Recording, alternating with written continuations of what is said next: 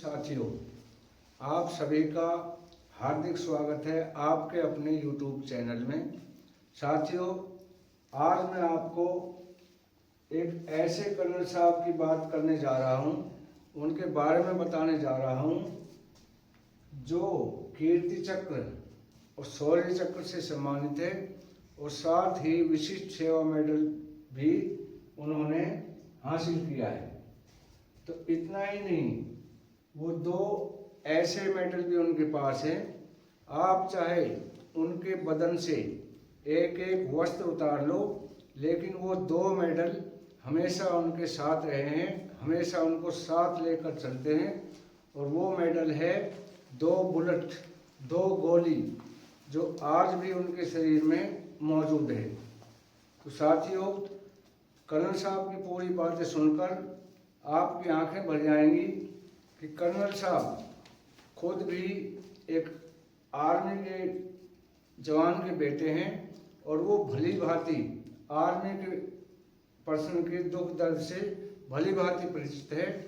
तो मैं रिक्वेस्ट करता हूँ सभी एसपी साहब से, डीएम साहब से, डिस्ट्रिक्ट मजिस्ट्रेट साहब, देश के माननीय मुख्यमंत्री जी व प्रधानमंत्री जी, सभी से अनुरोध है कि कर्नल साहब की बातें ध्यान से सुने और उन पर विचार अवश्य सुने।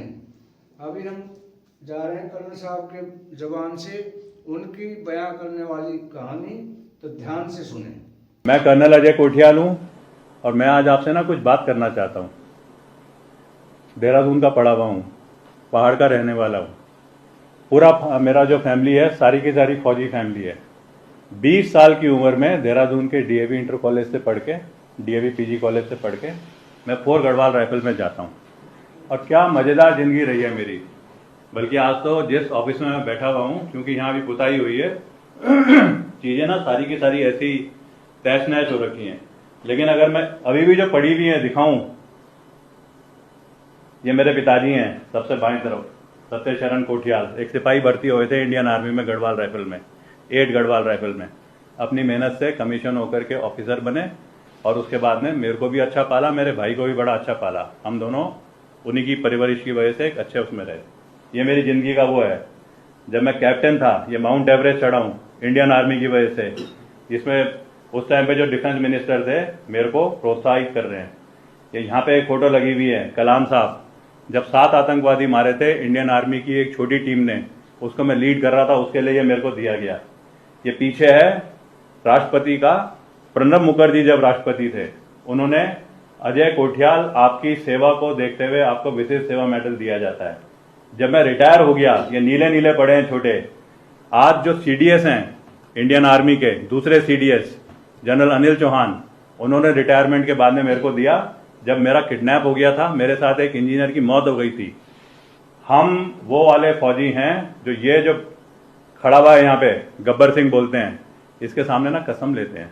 और जब हम कसम लेते हैं तो हमारी कसम होती है, सबसे पहले मेरी जिम्मेवारी है मेरे देश के लिए, फिर मेरी जिम्मेवारी है मेरे जो जूनियर मेरे पे भरोसा करते हैं उनके और उनके परिवार के लिए, और आखिरी जिम्मेवारी है मेरी अपने लिए। आज मैं वाकई में रिटायरमेंट के बाद में, जब ये सब चीज़ें होने के बाद और अपने साथ में इतनी अच्छी जो भावनाएं लेके चलता हूँ, मेरे को ना कई बार बड़ा अजीब सा लगता है कि हम वो फौजी जो ये सब करने के बाद इस समाज में जब वापस आते हैं तो हम ना कहीं किसी को नहीं दिखाते ये क्या है हमारा। हमारे जो अचीवमेंट हैं हम अपने में रखते हैं, और ये मेरा नहीं है, हर फौजी का है। एक ऐसा ही उदाहरण है मेरी पलटन 12 गढ़वाल राइफल, जो इंडियन आर्मी की जाबाज पलटन है, उसके ये सामने बैठे हैं 70-75 साल जो जिनकी उम्र हो गई है, सुरेंद्र साहब की। सुरेंद्र साहब एक उदाहरण होता था।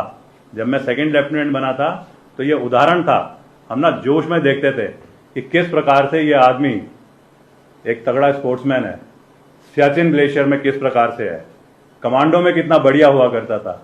आज मैं इसको देखता हूं इस उम्र में, जब ये जाने वाला है और जोश में अपने लड़के को रिटायरमेंट के बाद में उसी पलटन में 12 गढ़वाल राइफल में भेजता है। इसका लड़का शहीद हो जाता है देश के लिए।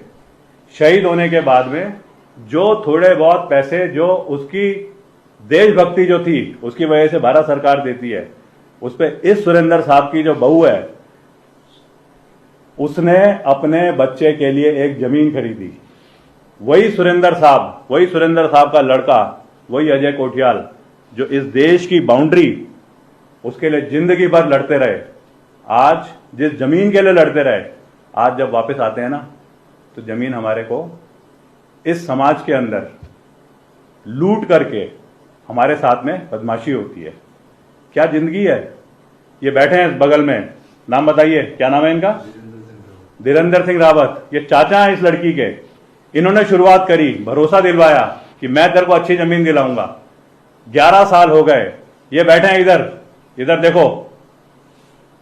किसी समय पे जब मैं छोटा बच्चा होता था, घंटा घर के पास में उस गली में जाता था जिसे बोलते थे चाट वाली गली, वहां रहते हैं ये।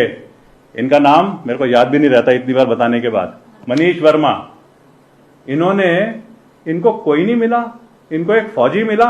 उस फौजी की जमीन को इन्होंने कमा कुमा करके सब करके और ऐसा धंधा बना दिया है कि आज 10 लोग इनको देख करके अपना व्यवसाय बना रहे हैं कि फौजी आएगा, फौजी को लूटेंगे।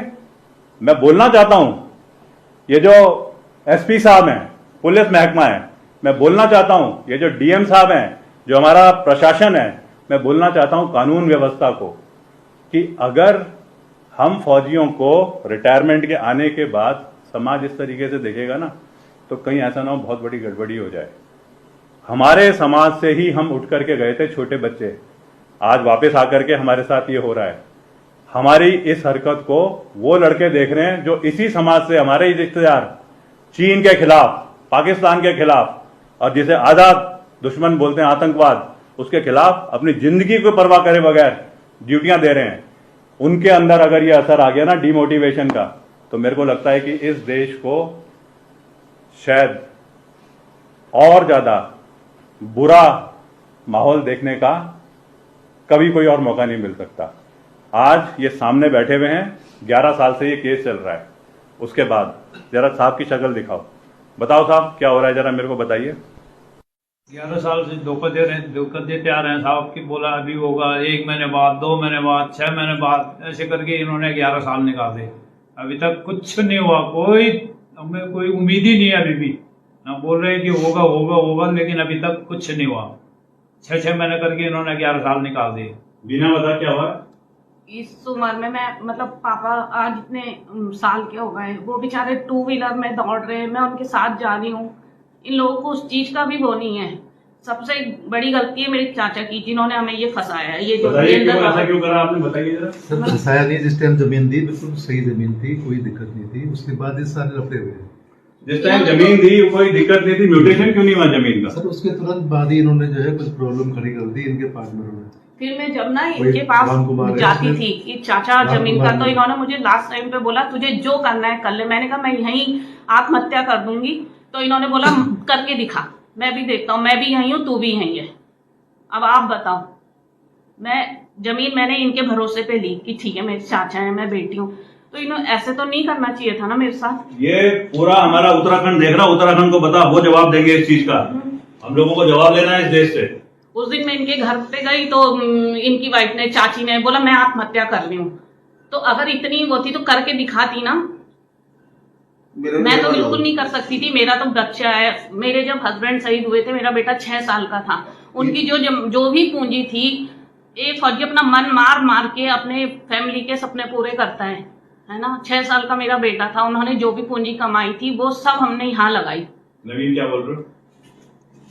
नहीं, इस केस को हम गए थे वहां पर देखने, तो जो ये भाई साहब बैठे मनीष वर्मा जी, ये समझा तो रहे केस को, लेकिन कहीं ना कहीं इनको पता था कि उसमें डिस्प्यूट है। अगर डिस्प्यूट म्यूटेशन नहीं हुआ तो क्यों नहीं हुआ? क्योंकि 45 दिन के अंदर म्यूटेशन होता है। आप मेरी तरफ बताइए। बिल्कुल, ये जमीन है, मैंने इनके नाम रजिस्ट्री भी कर रखी है।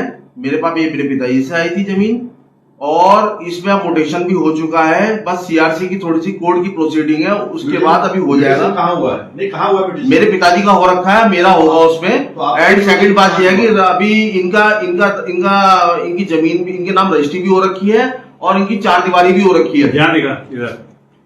ये जो बोलेंगे इनकी बात को कागज के साथ में ये दिखाएंगे। हाँ, कागज पे जो दिखाएंगे। म्यूटेशन की बात कर रहे हैं इनके पिताजी के नाम पे हो रहा है, उसके बाद इनके नाम पे होगा, तो ये समझ लो कि साहब सुरेंद्र साहब के नाम पे तो क्या कहानी बोली जा रही है उसको भी समझने की जरूरत है। रास्ता भी बंद है उसमें, रास्ता भी बंद हुआ है, अभी खुल जाएगा। 3 बीघे जमीन और भी है, उसको कोई दिक्कत नहीं है। औरों के प्लॉट भी वहां पे बिके हुए हैं। 11 साल से है ना? 11 साल से नहीं है अभी इनका। अगर रास्ता बंद होता तो इनकी पहुंच 4 दीवारी कैसे होती? इनका वहां पे कब्जा है, उधर बगल में प्रेम सिंह गुरसाई को बेचा हुआ है और उसकी भी बाउंड्री हो रखी है। मैंने आपके सामने एक केस रखा है, एक केस बाहर खड़ा हुआ है दीवान सिंह का, उसका भी इसी प्रकार से केस है। ऐसे रोज मेरे पास आकर के रिक्वेस्ट कर रहे हैं फौजी कि सर कभी आप हमारे कंपनी कमांडर होते थे, कभी आप हमारे कमांडिंग ऑफिसर रहे, कभी हमने आपके साथ में वाकई में एंजॉय करें उस टाइम पे, उन माहौल में जहां पे कि गोली कहां से चलेगी और किसको लगेगी और कौन खत्म हो जाएगा पता नहीं होता था। क्या आज आप हमारे साथ में नहीं? आपने सुना कर्नल साहब को कि कैसे चंद सेकंडों में उन्होंने बता दिया अपने बारे में और छोटे शब्दों में अपनी भी बात कह दी और फौजियों के साथ कैसे धोखाधड़ी समाज के अंदर हो रही है उसके बारे में भी बता दिया। तो आपकी इसके ऊपर क्या प्रतिक्रिया है, तो कृपया अपनी प्रतिक्रिया कमेंट बॉक्स में अवश्य डालें। और ये थी जानकारी आज के इस वीडियो में। फिर मिलेंगे आपके वेलफेयर से जुड़ी किसी अन्य जानकारी के साथ, तब तक के लिए जय हिंद साथियों। तो साथियों, जो भी फौजी हैं, जितने भी फौजी हैं हमारे, हम सबको ये रिक्वेस्ट करते हैं कि समाज के अंदर फौजियों के साथ बहुत धोखाधड़ी होती है, उस धोखाधड़ी का शिकार ना हो, क्योंकि फौजी की जो कमाई है बहुत कष्ट कमाई है। कहीं बर्फ में खड़े हैं, तेल पी रहे हैं, पानी की जगह तेल पिया जा रहा है। तो सभी से रिक्वेस्ट है, सभी सीनियरों से भी रिक्वेस्ट है कि फौजी के साथ इतना रहम करें प्लीज़ कि फौजी के साथ धोखाधड़ी ना करें। जिसने अपनी जान न्यौछावर कर दी, उनके बीवी बच्चों को, जो आज की हमारी कहानी, इस तरह से उनको परेशान ना किया जाए और उनका साथ दें। धन्यवाद।